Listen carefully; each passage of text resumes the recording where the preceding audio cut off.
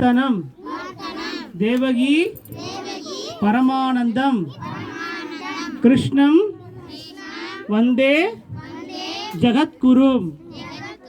இது சமஸ்கிருதம். சரியா? தமிழ் சொல்லுவோமா? தமிழ் ஒன்று சொல்லலாம். கண்ணன் கடலினை நன்னும் மனமுடையீர் என்னும் திருநாமம் திண்ணம் நாரணமே.